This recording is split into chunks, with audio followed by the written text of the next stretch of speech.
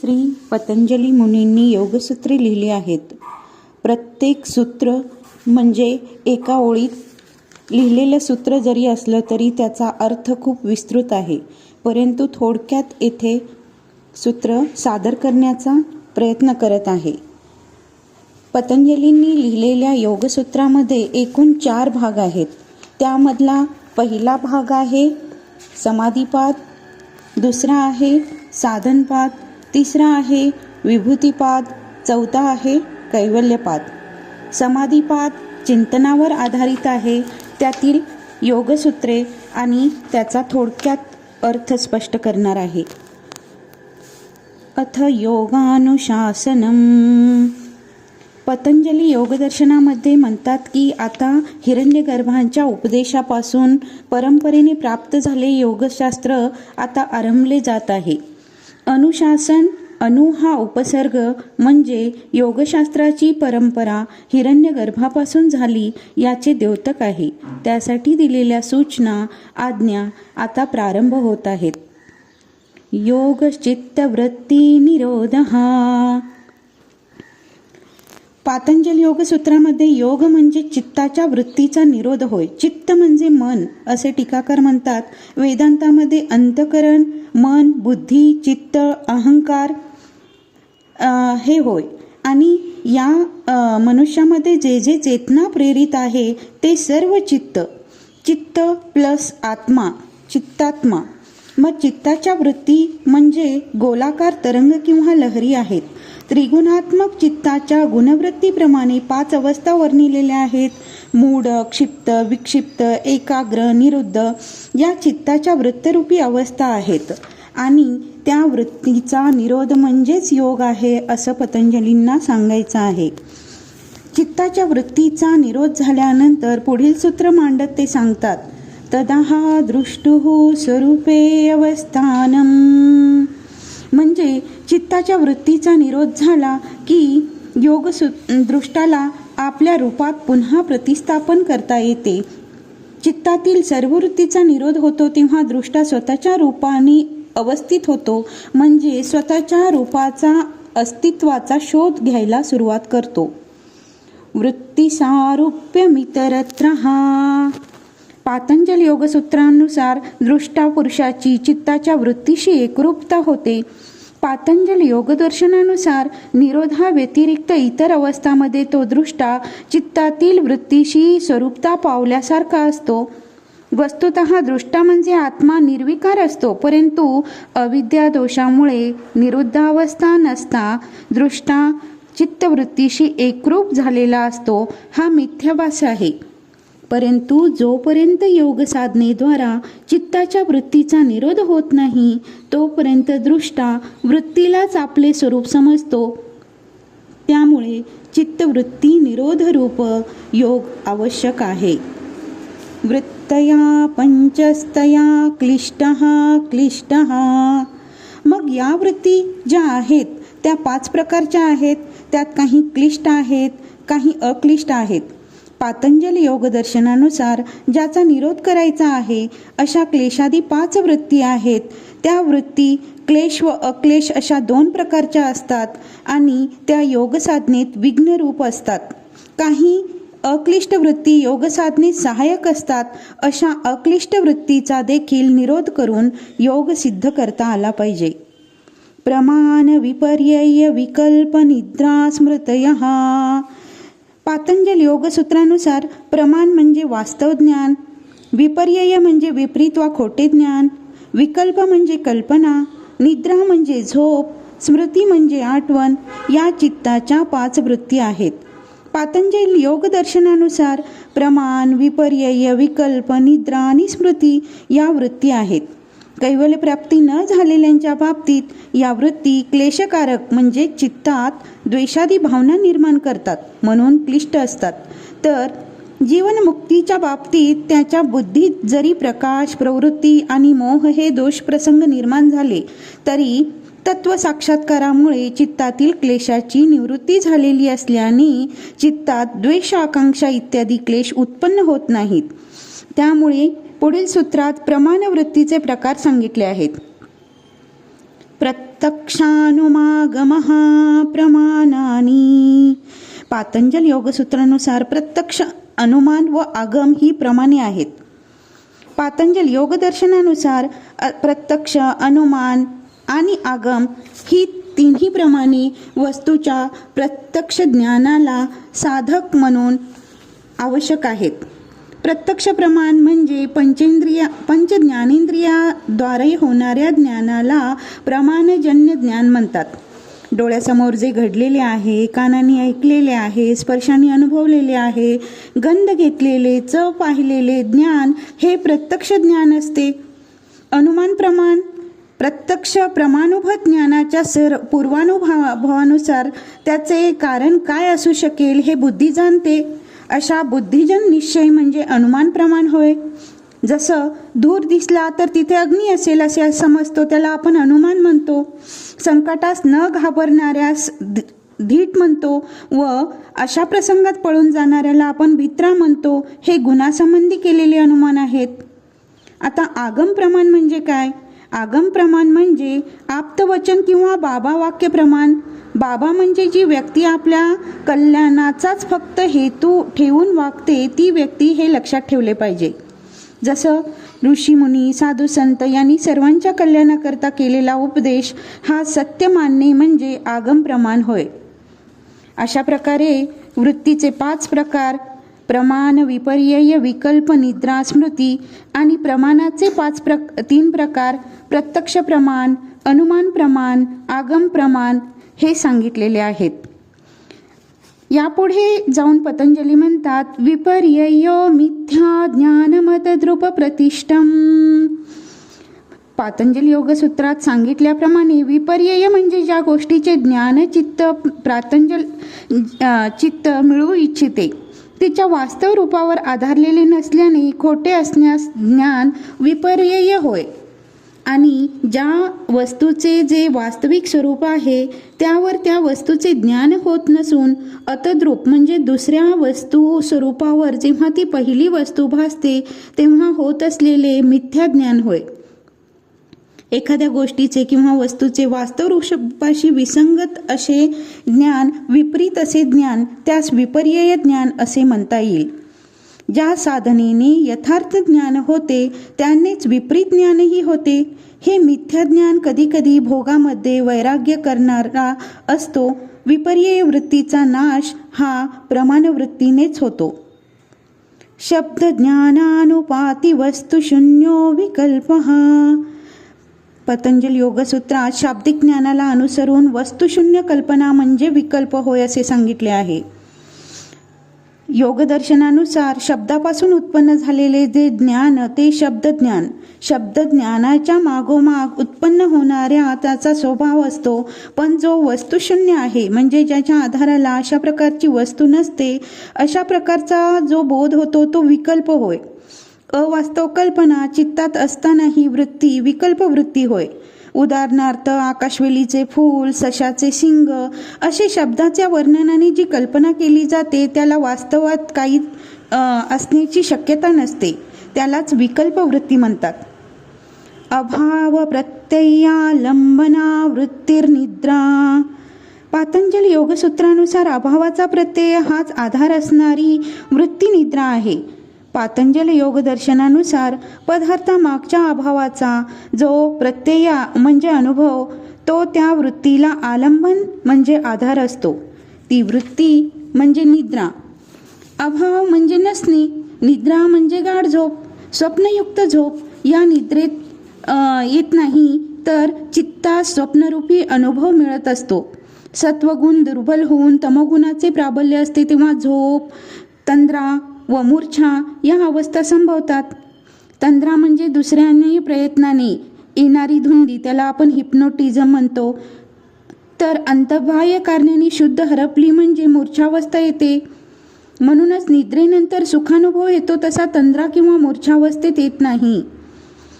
ध्यानावस्था सकृतदर्शनी तशीच भासली तरी त्यात प्रथम ध्येय, धाता, ज्ञान ही त्रिपुटी असते आणि परिपक्व अवस्थेत आत्मानंदाचा आविर्भाव चित्तात होतो.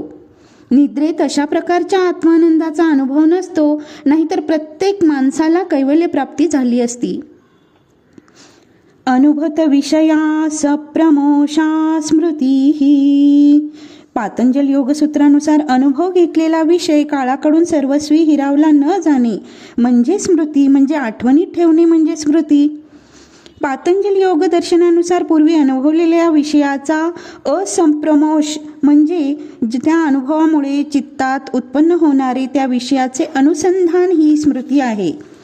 ज्ञानेंद्रियाच्या अनुभवामुळे त्या मनुष्याच्या चित्तात प्रसुप्त असलेले संस्कार जागृत होऊन स्मृतिरूपाने परिपूर्ण होतात. उदाहरणार्थ, परीक्षेत प्रश्न वाचून होणारी आठवण, रस काढताना येणाऱ्या चाकाला बांधलेल्या घुंगराच्या आवाजाने होणारी रसाची आठवण, शिट्टी ऐकू आल्यावर आगगाडीची आठवण होते. अशा कितीतरी गोष्टीचे उदाहरण सांगता येईल. आतापर्यंत आपण चित्ताच्या वृत्ती पाहिल्या, आता आपण त्याचा निरोध कसा करायचा हे पाहू. अभ्यास वैराग्याभ्या तन्निरोध. पातंजल योगसूत्रानुसार अभ्यास आणि वैराग्य याद्वारे या चित्ताच्या वृत्तीचा निरोध होऊ शकतो.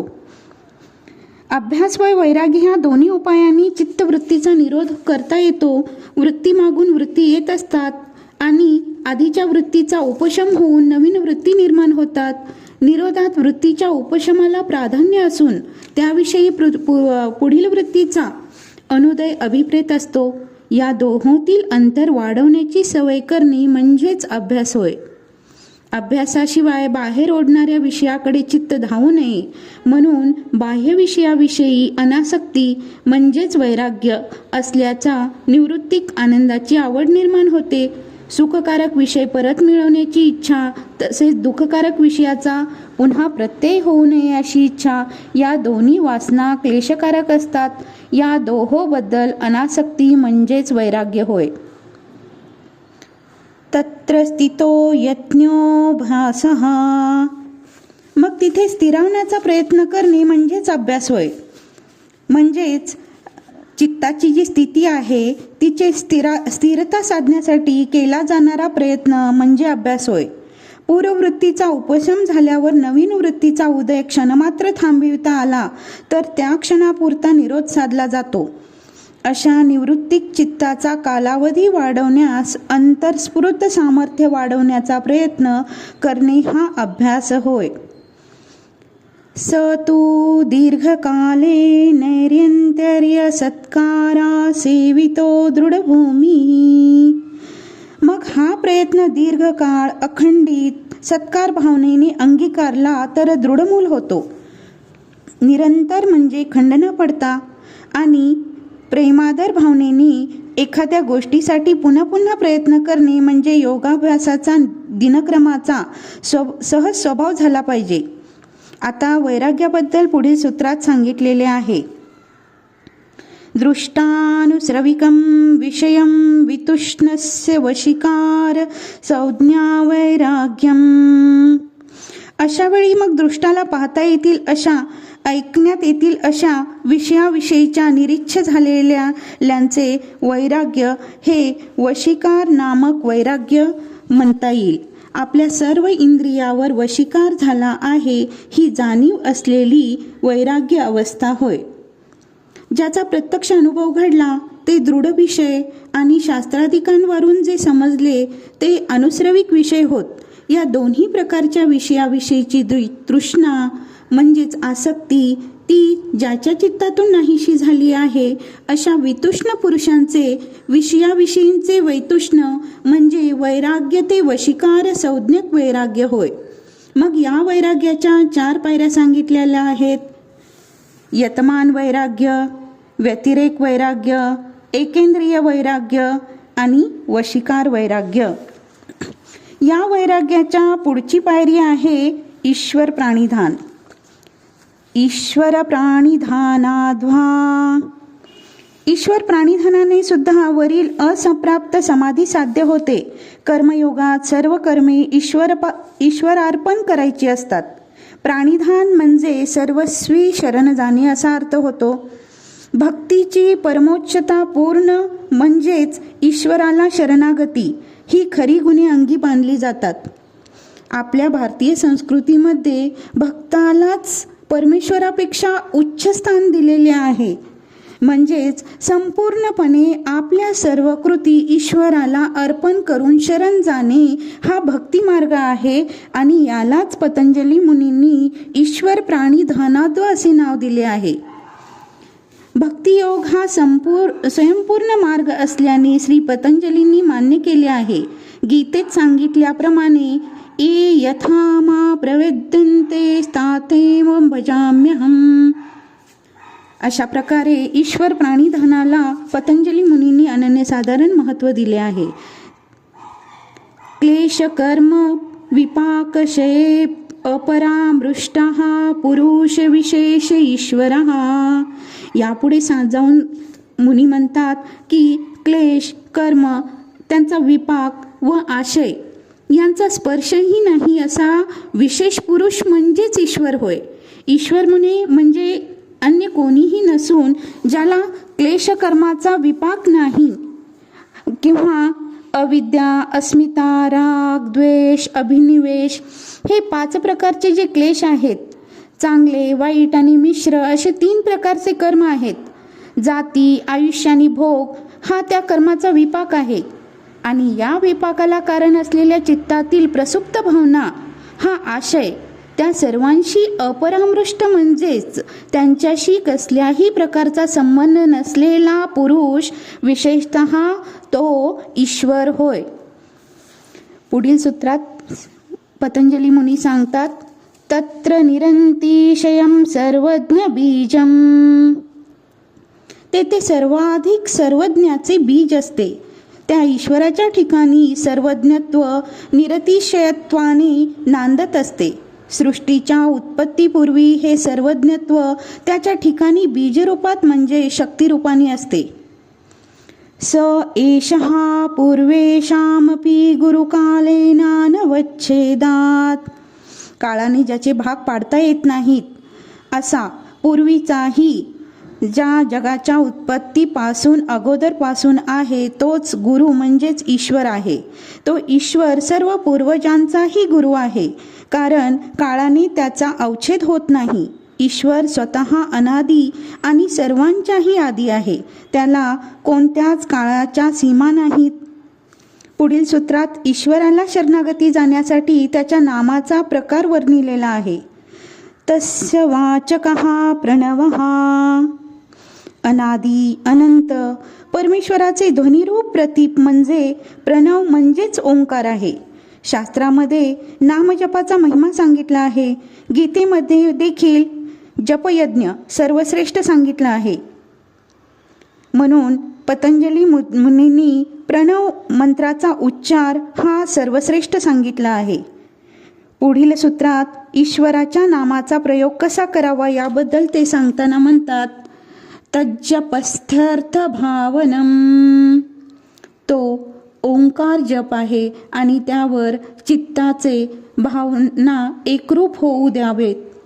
ईश्वराचा वाचक जो ओंकार त्याचा जप करावा म्हणजेच यथावत उच्चार करावा आणि त्या ओंकाराचा अर्थ म्हणजेच वाच्य जो ईश्वर तो माझ्या हृदयात अंतर्यामी रूपाने वास करीत असल्याने तो व मी भिन्न नसून एकरूपच आहोत अशी भावना करावी. म्हणजेच सोहम या भावनेचा अर्थ होतो. ततः प्रत्यक्षेतनाधिगमोप्यंतराया भावश्य.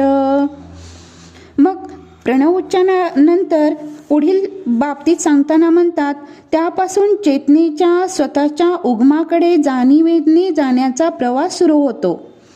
तसाच अंतरायाचाही अभाव होतो. ततः म्हणजे ईश्वर प्राणिधानामुळे प्रत्येक चेतना म्हणजेच बुद्धिसाक्षी जो पुरुष त्याचा अधिगम म्हणजेच त्याचे साक्षात्कार रूप ज्ञान होते. पुढील सूत्रात सांगितलेले आहे अंतराय म्हणजे योगमार्गातील अडथळे त्याचा अभाव होतो. म्हणजे ते अडथळे उत्पन्न होत नाहीत आणि प्रारब्धवशात उत्पन्न झालेच तर त्याचा नाश सुद्धा होतो. ईश्वर वाचकाच्या प्रणवाच्या जपाचे 2 फायदे आहेत. ते म्हणजे चित्ताची शक्ती जी चेतना तिचा साक्षात्कार विषय त्यागपूर्वक अंतर्मुख होऊन प्रणव जपाने युक्त असा योगाभ्यास करणाऱ्याला होऊ लागतो, म्हणजेच अंतरंग योग साधना सुलभ होते. आणि दुसरा फायदा, योगमार्गातील अडथळे म्हणजेच पुढील सूत्रामध्ये 9 अंतराय निर्माण होतात ते नष्ट होतात असे सांगितले आहे. तर त्या 9 अडथळ्यांविषयी सांगताना ते म्हणतात, व्याधिस्थान संशय प्रमादालस्या वीरत्री भ्रांती दर्शना लब्धहा भूमिकत्वानि वस्तितत्वानि चित्तविक्षेपांतरायः. म्हणजेच व्याधी, स्थान, संशय, प्रमाद, आलस, अविरती, भ्रांतिदर्शन, अलब्ध भूमिकत्व, अनवस्थितत्व हे चित्ताचे 9 प्रकारचे विशेष अंतराय किंवा विघ्न, त्यालाच आपण अडथळे म्हणतो. तर याबद्दल सांगताना व्याधी म्हणजे रोग, मनाचे जडत्व, संशयखोरपणा, प्रमाद, आळस, अतीव आवड, भ्रामक दर्शन, अलब्ध भूमिकत्व व अनवस्थितत्व हे चित्ताचे अंतराय आहेत. वात, पित्त, कफ हे शरीराने धारण करणारे 3 दोष आणि धातू म्हणजे खाल्लेल्या अन्न पाण्याचा रक्तात परिणाम होणारा असा जो रस होतो तो, आणि 5 कर्मेंद्रिये, 5 ज्ञानेंद्रिये अशा ह्या दोषरस धारण या तिहीत उत्पन्न होणारे वैषम्य आणि तज्जन्य पीडा ह्या व्याधी, चित्ताच्या ठिकाणी उत्पन्न होणारी अकर्मणता हे स्थान, अमुक एक गोष्ट अशीच आहे का तशी आहे असे दोन्ही बाजू स्पर्श करणारे संदेह ज्ञान म्हणजे संशय, समाधी साध्य होण्यासाठी अमुक एक साधनेचा आश्रय करणे आवश्यक आहे असे ज्ञान असून सुद्धा त्या साधनेचा आश्रय करण्याची भावना अथवा त्याकडे प्रवृत्ती न होणे म्हणजे प्रमाद, शरीरात अनियमितपणे खाणेपिणे इत्यादी दोषामुळे येणारा जडपणा आणि त्यायोगे उत्पन्न झालेल्या तमोगुणामुळे मनाला येणारा जडपणा हे आलस्य, एखाद्या विषयाची कितीही सेवन केले तरी त्याविषयी तृप्ती न होणे म्हणजेच अतीव आवड, अविरती. योगाभ्यास करताना उत्तरोत्तर श्रेष्ठ योग्य भूमिकेवर आपण खरोखरी आरूढ झालो नसलो तरी ते आरूढ झालो आहोत असा भ्रम होणे म्हणजे भ्रांतिदर्शन. श्रेष्ठ योग भूमिकेवर आरूढ होण्यासाठी ही कितीही प्रयत्न घडला तरी चित्त त्या समाधी भूमीवर आरूढ न होणे, तेथे स्थिर न होणे हे अलब्ध भूमिकत्व. श्रेष्ठ समाधी भूमीवर चित्त आरूढ झालेले असूनही ते तेथे स्थिर न होणे हे अनवस्थितत्व असे हे 9 प्रकारचे अंतराय आहेत. त्यापुढे सांगताना ते म्हणतात, दुःख दौर्मन्यस्या अंगमे जयत्व श्वास प्रश्वास विक्षेप सह भुवहा. दुःख, मनाची दुरावस्था, अंगाचा कंप, श्वास व प्रश्वासाची विकृती हे चित्त विक्षेपाचे सहभुव साथी होत. अतिभौतिक, अधिदैविक आणि आध्यात्मिक अशी 3ही प्रकारची दुःखे, मनाचे अस्वास्थ्य हे दौर्मनस्य, अंगमेजयत्व म्हणजेच अंगाला कंपादी उत्पन्न होणे, वायू आत येणे हा श्वास, बाहेर जाणे हा प्रश्वास हे 5 उपद्रव विक्षेपाचे संवेतत्व होणारे आहेत. वरील 5 सहभू हे चित्त विक्षेपांचे सहज लक्षात येण्याजोगी चिन्हे आहेत. मुद्रा, अंग, विशेष, कंपायमान शरीर, श्वास प्रश्वासातील बदल यावरून चित्त विक्षेपाची कल्पना करता येते. तत्प्रतिषेधार्थमेक तत्वाभ्यास हा, त्याच्या निवारणासाठी एक तत्वाभ्यास हा उपाय आहे. मागील सूत्रात सांगितल्याप्रमाणे विक्षेपरूप अंतराय आणि त्यांचे सहकारी उपद्रव त्यांच्या प्रतीक्षार्थ म्हणजेच निरसन करण्यासाठी कोणत्याही एका तत्वावर अभ्यास किंवा संयम म्हणजे त्या तत्वावर चित्त स्थिर करण्याचा प्रयत्न करावा. चित्त विक्षेप आणि त्यांचे सहकारी यांचे निरसन करण्याकरिता एका तत्वावर चित्त स्थिर करण्याचा प्रयत्न करणे याचा अर्थ पूर्वी सांगितलेला अभ्यासच एकमेव आचरणात आणण्याचे तत्व सहभुवासह निराकरण करण्यास उपयुक्त ठरते. मैत्री करुणा मुदितोपेक्षानां सुखदुःख पुण्या पुण्यविषयानां भावना क्षित्तप्रसादनम.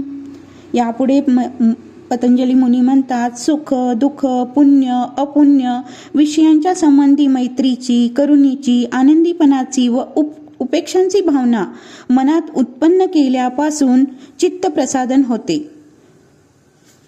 प्रसादन म्हणजेच प्रसन्नतापूर्वक शांती असणे.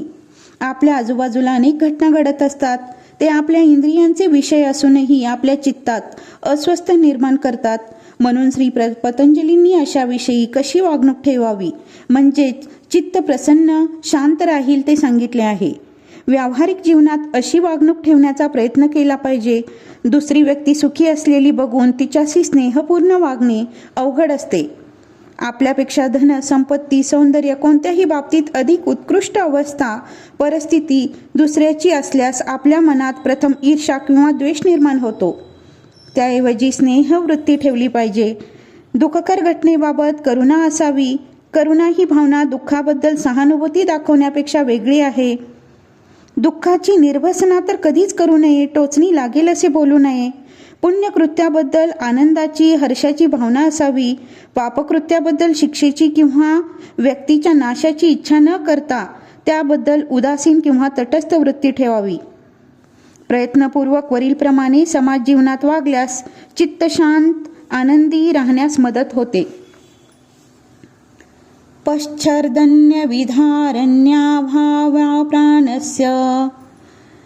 मग प्राण किंवा श्वास पूर्णपणे व जोराने बाहेर टाकणे व नियंत्रितपणे आत घेणे या दोघांनीही चित्तप्रसादन होते असे म्हणतात. वायूचे प्राणाचे पश्चार्दन्य म्हणजे तो संपूर्णतया बाहेर सोडणे म्हणजेच रेचक करणे आणि मग त्याचे विधारण्य म्हणजे वायू बाहेर सोडल्यानंतर तो आत येऊन देता तसाच बाहेर धारण करणे म्हणजे बाह्यकुंभक करणे. या दोन उपायांनी मागील सूत्रात सांगितलेले चित्तप्रसादन होते. या सूत्रातील विधारण्य म्हणजे विशेष प्रकाराने सावकाश असा धारण केलेला श्वास असही अर्थ संभवतो. हा अर्थ घेतला म्हणजे पश्चर्दन्य व विधारण्य याचा कुंभकरहित केले जाणारे श्वास प्रश्वास म्हणजेच पूरक व रेचक असा अर्थ होतो. या प्रकारच्या अभ्यासाने चित्तप्रसादन झाल्याचा अनुभव योगीजनांना येत असतो. म्हणून हा प्रकार योगविहितच आहे.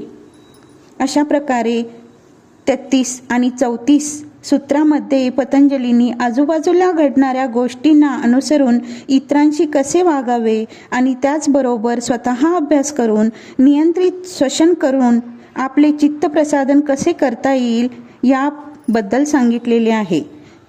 चित्तप्रसादनाचे आणखीही काही मार्ग सांगितले आहेत. मन एखाद्या गोष्टीवर एकरूप करणे, सुखानुभव सोडून देऊन बुद्धी मन विनाशोक अवस्थेत ठेवणे, वितरागी सत्पुरुषांचा सत्संग, स्वप्न निद्रा अवस्थेतील ज्ञानावर एकाग्रता करणे, आवडत्या विषयावर ध्यान करणे याप्रमाणे चित्तप्रसादन आपण करू शकतो. यापुढे सांगताना सांगितले आहे की धारणा ध्यान समाधीमध्ये जी क्रिया घडत असते तिला समापती म्हणतात आणि या समापतीमुळे सुद्धा चित्तप्रसादन होऊ शकते.